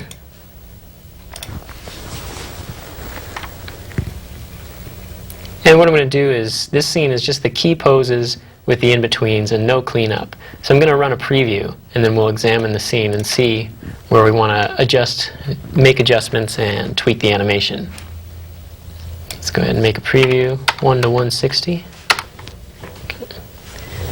Now what I want to consider while I'm looking at the preview are the arcs. Generally in animation you want all the movement to flow on an arc. If the character puts his arm out, you kind of want it to be on a curve. You don't really want it to sort of straight out like that. And occasionally there are situations where the arc kind of comes right at camera, so you don't see it as much because it's almost on a plane perpendicular to the camera, but that's pretty rare. The arc is generally going to be either wide or sort of skewed, but almost always kind of on some sort of arc. So let's examine the scene. Let's go ahead and play here. I'll let it loop a couple times. Evildoers, beware the owl man. So the scene doesn't look too far off from the final, but if you examine it closely, you could see where it needs to make some adjustments. Evildoers, beware the owl. Now generally you want to look at anything that's moving, basically the body itself, as well as things like the extremities, like the wrists and things like that. And when we just sort of make the in-betweens and the keys, we don't really have smooth flowing arcs just yet, because we're sort of letting the computer kind of add the in-betweens. So we want to examine is how his arms move and how his pelvis moves and things like that to make sure that it's all on nice curves. For instance, if you look at this anticipation to this key, it almost looks like his hand is just going straight across the frame right to his belt. And we want to sort of accentuate that curve a little bit more. And anywhere else where we see anything that looks sort of linear or not on a nice arc. Okay. Okay, so now what I want to do is examine the scene from the camera's point of view. I'm going to play all the arcs to the camera's perspective. I have a grease pencil here that I use to actually mark right on the monitor there and trace the curve that I want to see in the animation. And then what I'm going to do is adjust the bones to actually follow along with that curve. Now I have a monitor with a glass screen, so all I need is a piece of tissue of some sort to wipe the grease pencil off. I don't know if I would try it on an LCD monitor necessarily. You might want to just beware if you don't have a glass screen monitor. Okay. So what I'm going to do is start with the pelvis. Because basically what I want to do is any adjustments I make to the pelvis will obviously also affect the wrists, right? Because they're all parented from the pelvis. So the first area I'm going to look at on the character's body is his pelvis. So what I'm going to do is I'm going to go through my keys here. And it's the keys that I'm generally looking at here, which is 8 and 11. And there's not a heck of a lot of movement there because this one's so subtle. So I'm going to go ahead and let's look at between 11 and 16. There's a bit of a dip. So now I want to determine how I want that curve to look. So let's go ahead and just make a mark here at frame 11, right at the center of the pelvis there. And then I'm going to make one right at the center of his pelvis, frame 16. And I'm going to look at how I want him to sort of curve into that. And generally, since he's sort of coming down, I want the curve to kind of go this way. So I'm just going to draw in a little curve there. Basically the curve that I want to see in the animation. And then I'm going to scrub through the frames here and see how close or not so close I am to that. And if you look, you can see, I don't know if you can see this, but if I scrub through the frames, the line right now is currently kind of going straight down. And that's sort of what you get sometimes when you're doing these in-betweens. You want to play to the camera, and here we're not getting that curve right. So let's go to our in-between here. And what I'm going to do is I'm just going to move the pelvis into the position that I want to line it up with that curve there. And then I'm going to scrub through one more time. Let's go up a little. Okay, and now let's scrub through. So now I'm getting much more of a curve following this line here as he dips down into his pose there. Okay. And then let's go ahead and look at our next key, 22, which is a hold. So we really don't need to worry about the curve. There's not much movement going on there, if any at all. So that's a hold. We want to go look at our next situation, which is this here. Now basically, he's doing a quick turn. And right now, if you look at the pelvis, it's almost going straight across. What we want to do here is have him either dip down or pop up a little bit as he goes to make his turn. So generally, what I'm going to do here is, again, since he's sort of doing a quick turn here, I'm going to make a little mark right here at 22, and then another one here at 25, which is the next frame, and they're right close together. But if I scrub through the frames here, I can see that he doesn't really dip or pop up at all. So what I'm going to do is I'm going to go to my in-between here, which is 23, and I'm just going to pull him up a little bit. Let's make him sort of bob up and then down again. And you kind of get a little bit of that curve going on. There's not much room in there, but I can see just by scrubbing through that he's not coming up or going down at all. And he sort of becomes more evident if you look, say, around his head region there. And he sort of pops up and comes back down. And then we have another hold here. And let's wipe that away. And what I'm going to do is take a look at from, here we go, this whole movement here, from roughly 30 right up into his pop-up there. And I want that to be a big, nice curve. So what I'm going to do is I'm going to make a mark here at 30, and let it go right up to 35, which is where he's popped up, and it's marked the center of his pelvis right there. And what I want to see is something that looks like this, kind of. Nice curve. Which is right now what we're getting is definitely not that. So let's take a look at our in-betweens here. Let's go to our next frame here. And I'm just going to adjust as I need to align the bone with that curve. Next one here. And I might have to rotate as well. Let's see. There we go. Now let's go through one at a time here. So you can see he's kind of getting more of a poink. Now he really pops up between these two frames, but now I have a much nicer curve rather than sort of a straight line going up there. And then what I want to do is, right after this frame, he immediately pops down into his settle. Now it's a general rule that typically you don't want to return on the same curve you entered in. So I don't want him to pop up like this and settle right back down like that. I might want him to pop up and then settle like this. So he comes up on a curve like this, but then wraps around back down to his settle here, rather than just scooping right back down. So let's adjust to do that. So we've got that one, and now let's take this frame and move it over. So now, boing. So basically he looks like his pelvis kind of looped around a bit there. And then he's just sort of settling into his next pose here. So what you want to do is go through the entire scene till the end and examine the pelvis and make sure that any movements it's making is all on that nice curve, and adjust the curve as needed to play to the camera. And what I want to do we'll look at next, since we've already done a couple of pelvis, let's trace back to our frame 11 here.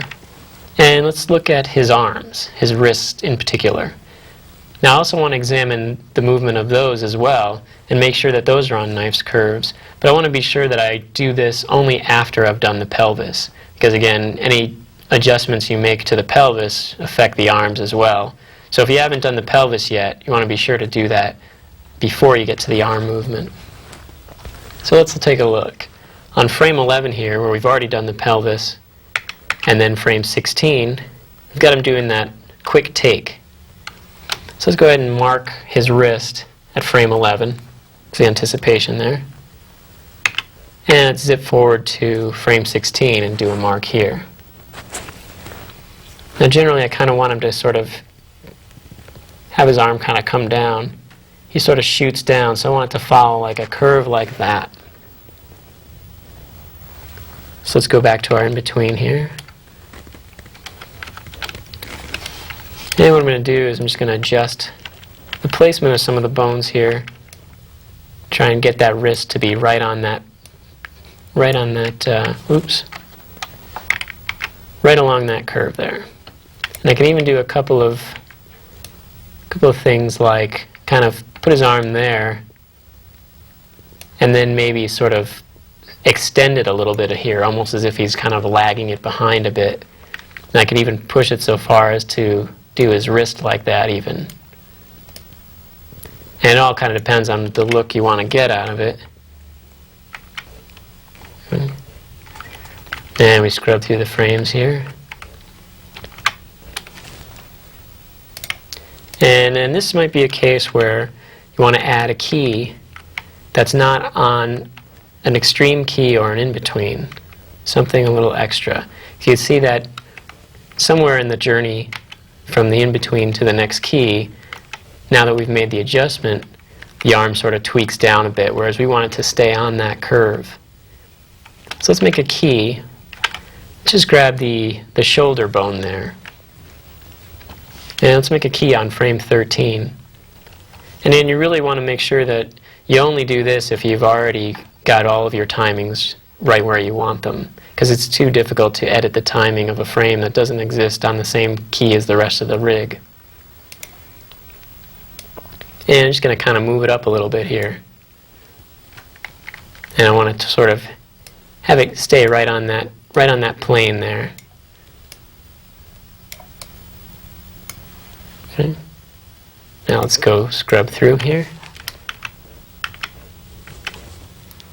So now you see, as I go through the frames, his wrist is kind of staying on that nice arc there.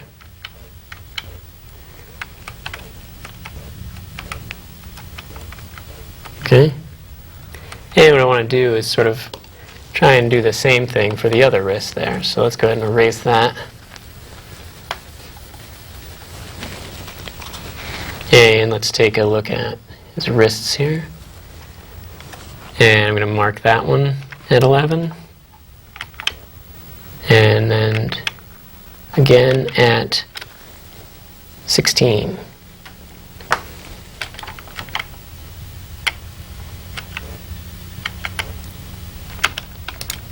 Okay. So let's see, we've got 11 and then 16. And I just want to determine how I want this curve to go as well. And what I'm going to do here is make this one sort of curve up as well. Not too drastic of a curve, just a little bit of a bump up here. And you'll notice that the arm sort of disappears behind the body there for a second while we're doing the animation. But what happens is we want to edit the arm to stay on this curve so that when you do see it pop out, it's still on this line here. So let me just quick switch to X-ray mode so we could see through here. Let's grab that wrist. So it's there, and then on the in-between it's way down there. And you could have it sort of curved down as well, but in this case I kind of wanted his arms to go up and come down. So let's go ahead and, again, I'm going to grab his arm there and move it up. And bend his elbow here, almost as if he's kind of leaving his arm behind there.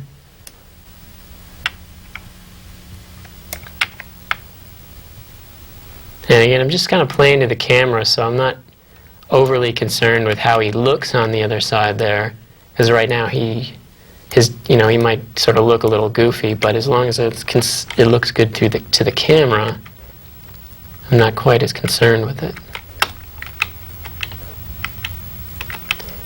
So that looks pretty good. For the most part, again, you can't really see his hand for most of it.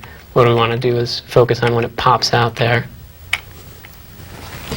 So now at this point, once I've gone through the entire scene, and I've got all the arcs working on all the pieces that are moving, I'm ready to do the next step of cleanup, which is focusing on sort of the more finer details, like the eyeball movement and the fingers and hands and things like that. So what I'm going to do is, let me go ahead and save this scene as a work in progress. And I'll just call it, again, new number here. Save it as our Animate 04. And what I'm going to do is I'm going to load up a scene that already has most of the curves and things like that of the cleanup done. And let's go to this cleanup one here.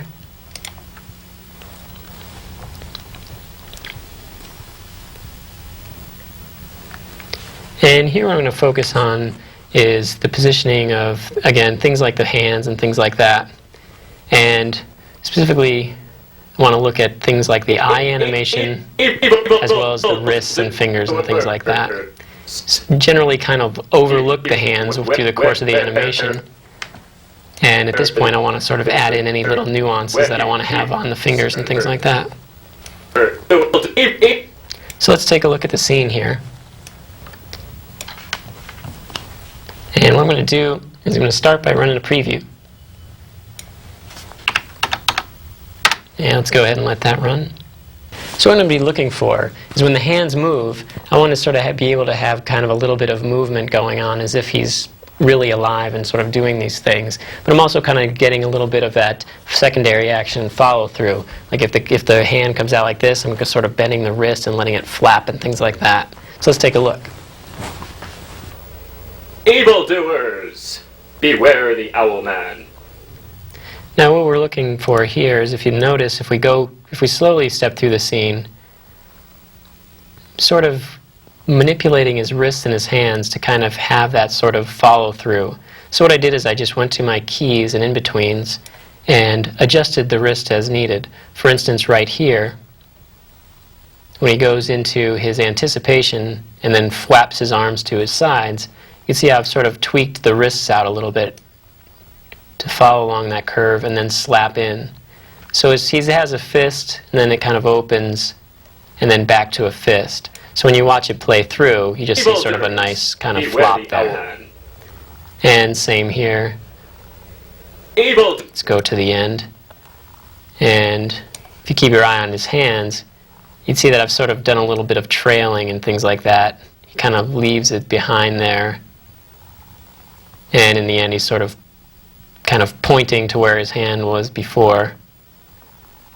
Getting a little bit of that floppiness left behind going there. When you watch it frame by frame, it might look a little odd. But then when you watch it play out at regular speed, it doesn't look quite as... It looks a little more pleasing to your eye. And you get that feeling like beware the owl he's sort of moving his hands around and things like that. Evildoers, beware the owl man. So let's take a look at some of those frames. Let's go ahead over to scrub through the keys here. Now, here's his anticipation. And here's the in-between between the anticipation and this key. So you can see what I did on his wrist there. Basically, I just took it and rotated it out and sort of flattened out his fingers and things like that.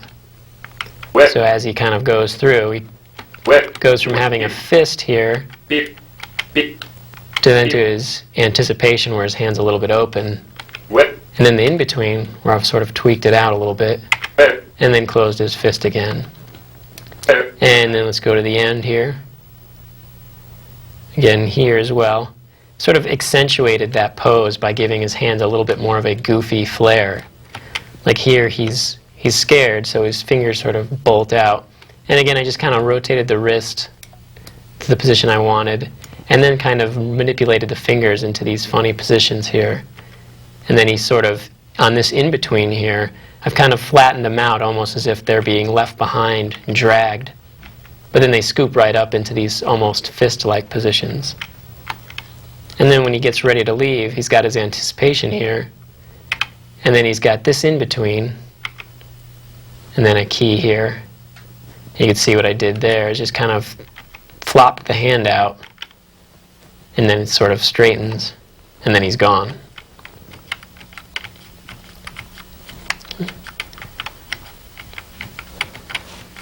So the next thing we want to look at would be his eyeballs. Just sort of manipulate his pupils around to have him sort of look around as we want it to be in the scene here. And again, I'm going to kind of play it to camera. So let's go ahead and start at the beginning. And let's go ahead and open up the scene editor for a moment here. And what I'm going to do is find his two eye bones. Select one, and hold down Shift and select the other. And for now, I'll close the scene editor. I've got both of these bones selected here. And generally what I'm going to do is have him sort of start here. And just like in the animation where I sort of had him leading with his head, it's almost like his head leads his body and his eyes lead his head. So I'm just going to go to the frames that I want here. And let's say here, kind of rotate his eyes. And I might go into the perspective window as well. Center that, just to get a better look at it. Again, I'm playing to the camera, but at least this way, I sort of know which direction he's going to be looking in here. So here, let's go to the camera. He's looking over his left shoulder there because he's about to head in that direction. Okay. And then scoop down there, and let's just move him a little bit again. And then the next key, which is this one, where he's pretty much going to be looking straight ahead again. And then we have a hold. And then in this key, if you take a look, rather than having him look straight ahead like that, I'm just going to crank them all the way over like that. So as he turns, he's sort of already looking in that direction. Okay. And again, we don't really have a clear front view of his face right here. Let's go ahead and just here. Again, his eyes are closed here, but we can sort of begin to have them kind of animate into the direction that we want them to be when they open up here. And here we might have him look down a bit. Let's take a look in the perspective view. Now he popped up so high, he's going to look down a little bit. And then let them come straight ahead again here, maybe up slightly.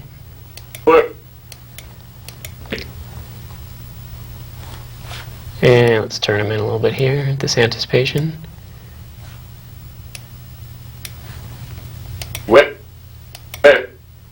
And he's mostly just looking forward through most of these. And he's going to be blinking and things like that. And then at this point, he gets frightened here.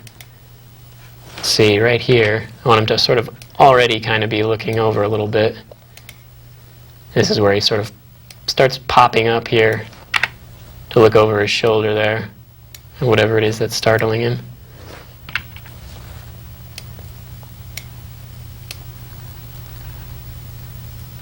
There we go.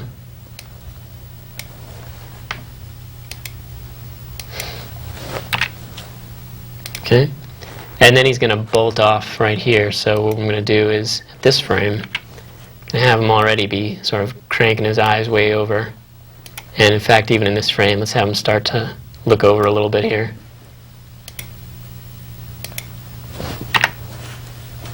Yep.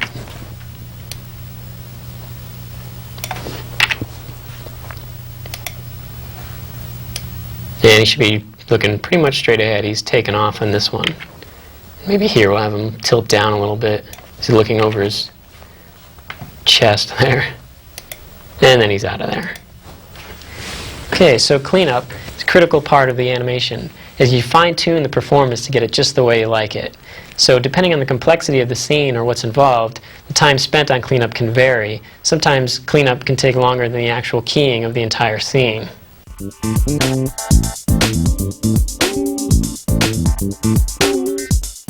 Okay, so now what we're going to take a look at is some follow-through and overlapping action, something specific to this character, his cape. So what we're going to do is go back to the cape, reset it up, and start animating it. So what I've got here is the scene we just had here with the in-betweens and everything set. And the cape's in there, we just hit it earlier. So let's go back to our frame 0 here, where our hero here is back in his normal position. And what I want to do is reparent the cape and unhide it. Okay? So let's go ahead and open up the scene editor.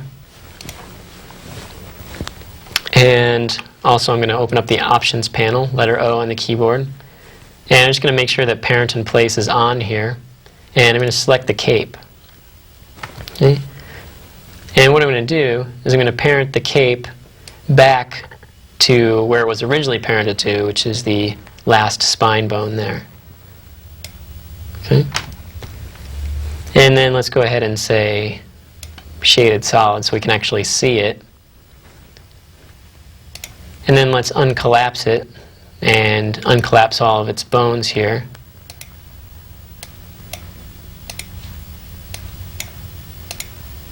Because we hid all these earlier. And I'm going to go ahead and hold down Shift and select all of them. And let's go ahead and say visibility show selected items. So now we should be able to see them all back in the scene there. Okay. So now the animation of the cape's movement, is relative to the character's positioning and his movement, but at the same time, we kind of want it to have sort of its own movement aside from the keys we made for the character, because it's going to be sort of an overlapping and follow-through type deal. So you can see, since we unparented in the beginning, we don't have all the keys that we had on the actual body there. And you can see right now we just kind of have this goofy-looking straight-out cape here. So let's set it up. Let's go to frame 1 here, and let's make our first key. Okay. So let's select the cape object here, and I want to create a key on all the bones in the cape there. So let's go ahead and say enter selected item and descendants. Okay. So now everybody, all the bones in there have a keyframe on them. And what I'm going to start by doing is just positioning the cape. Okay. So let's start with the right side here. And I'm just going to kind of, in the beginning of the scene, I just kind of want it to be flopped down a bit here. And it's going to look a little bit tweaked here while I do this. Then once we add the position of the rest of the cape bones, it'll look back to normal. And I just want to avoid it sort of too much collision there on the shoulder. Again, we're going to play the camera, see if we don't really see it too much. I'm not going to worry too much about it.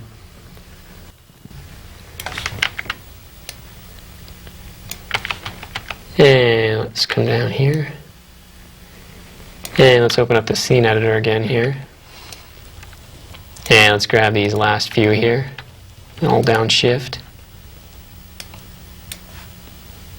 And again, I'm going to kind of multi-select and multi-rotate them.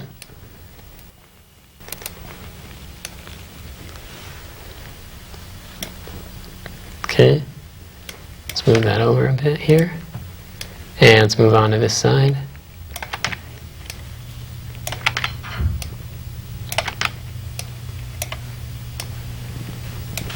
Yeah, let's make sure we don't have too much of a collision going on there.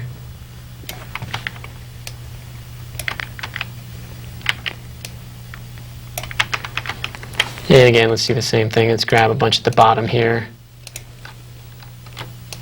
And let's kind of rotate them up a bit.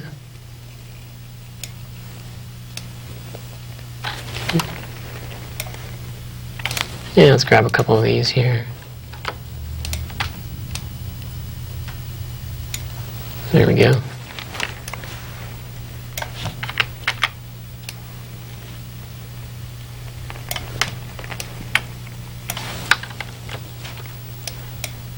And I'm just going to go through and sort of pose the cape as if I'm posing a character, posing the actual body. It's going to kind of give it almost as if it has its own personality here. Okay.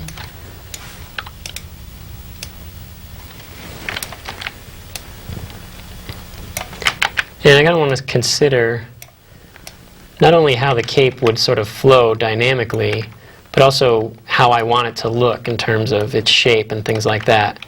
And generally, I kind of want it to have nice curves and things like that, just like the rest of the animation.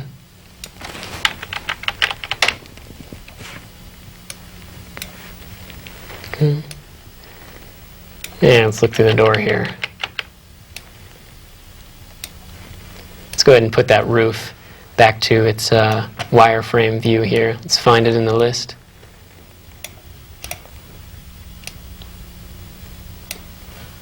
Okay.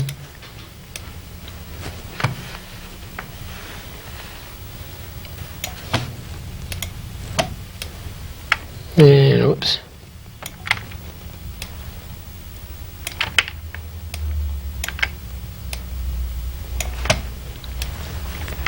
So again, I want the cape to kind of, again, sort of flow in very specific shapes. Kind of want to generally get sort of an S-like thing going oftentimes, or nice curves out of it. So let's open our scene editor here. Okay. And there we go. Now let's take a look here. Okay. Let's shift it over a bit here. Okay, so now we have one key here. Let's turn off our bone X-ray for a moment. And generally what we want to do is examine the animation of the character and adjust the cape's position accordingly. So mostly what I did is I started out with the extremes and made keys on just those extremes and then filled in the in-betweens here.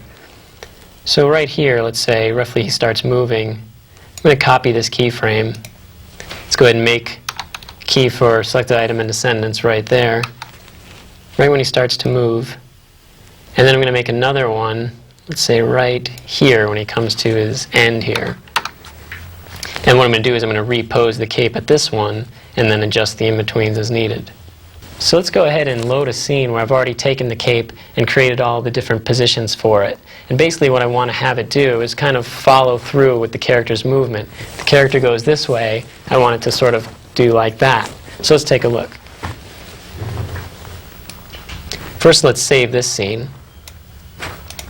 And again, I'll make a new scene here, number 5. Okay. And now let's load the scene with the cape. And it's right here, number 4, called cape.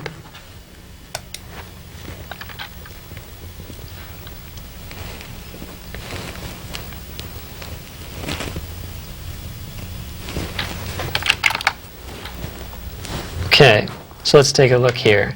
Now I'm going to grab the cape itself, which is selected, and let's scroll through the keys. I've got a key here, and then I created the key where he starts to turn, and I get sort of this billowing going on. Just kind of sort of adjusted the cape into this kind of nice S-curve almost here. And then I created another key where it sort of makes a counter curve sort of here. So it billows out and kind of pulls down there. And then he really quick turns again. So I have it sort of go from here to here where I've given it sort of a nice kind of curve this way. And then as it follows through, as he turns and holds, it's going to whip back that way. So you can imagine sort of the flow of the cloth as he sort of whips around here, and the shapes that I'm specifically trying to get in the animation. Every shape of this cape on these keys is deliberate. That's a specific shape I wanted to get right there. And then it's sort of down, and as he pops up into his extreme there, his cape sort of comes down a little bit here. And as he settles, it billows out again, and then comes back to a resting point there. And then he doesn't move much for this part of the scene, so I haven't done a lot of tweaking of it, just a little bit more billowing and things like that. Okay. And then he sort of comes down into his anticipation. As he dips down, the cape sort of billows up a little bit. And as he continues to go down, the cape continues to go up. That's where it's sort of the overlapping action there. And as he springs up, kind of blinks down here. And again, he dips down, and the cape kind of comes up. Like it's delayed, like slightly behind him there, as if he were sort of really wearing it. And then he gets ready to take off here, and again, sort of billowed the cape out, kind of like a parachute here, whips out, and then real quick it sort of goes into this nice S-curve here, and then it's gone. So let's go ahead and run a preview, take a look and see how it looks.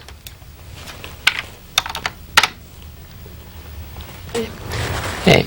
So anytime you have any kind of cape or floppy ears or a tail or anything that kind of dangles, you always have the situation where you have the follow-through or overlapping action within the scene. So you always have something that kind of gets left behind as the character moves. Like for instance, floppy ears. If the character had big hangy like dog ears and he came forward, the ears would kind of come to a rest after. So basically it sort of trails behind the movement of the actual mass. And let's take a look at our preview here. And again, this is something you might find yourself, again, spending quite a bit of time on to get it looking just right.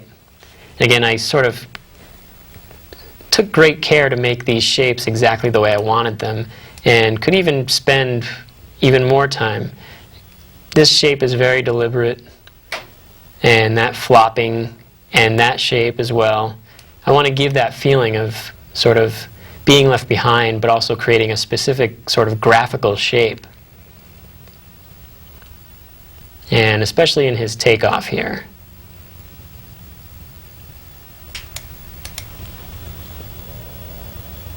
And so you get the feeling it's sort of like a heavy-ish cape, but it's sort of still floppy and flapping in the wind kind of feel.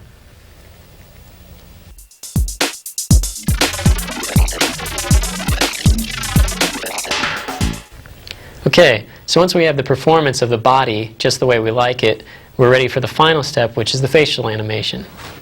So let's go ahead and load up a scene here with the characters in an actual set. Let's go ahead and say load scene. Let's grab this one called Lights here. And this is just the character in a scene with that same set, but it's textured and we've thrown some spotlights in there. And typically you add the facial animation once you've got the actual performance of the character's body down pat. And generally that's because you want to play those shapes to the camera just like the performance of the body. In this case we have a file from the other program on facial animation that we saved and we can apply onto this character. So let me go ahead, I have his body selected here. And let me just go ahead and hit P and load up the object properties here. And under Deform there, let's go down to Add Displacement and select Morph Mixer. Okay. And let's go ahead and double click on that. And right now there's nothing in there. So I'm going to go ahead and load a file which has already keyframes on all of these channels. And you could find it right in our content directory under Settings. And we've got our Morph Mixer folder there. And it's called Facial. Okay, so now you can see there's some movement in there. And let's go ahead and close that. And let's make a preview and see what we've got.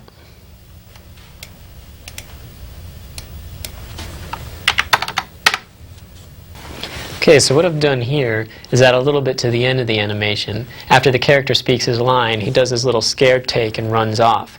So I've taken the file that I created in the previous program with facial animation and added a little bit extra to the end of the scene where he sort of grunts down and looks off to the off camera and runs off. And generally, I'd probably always do the facial animation after I've already done the body performance. For the sake of demonstration, we did the facial animation sort of with him straight on, but generally I want to play that to the camera, so I always want to look to the camera and see how the facial animation I've created is playing out.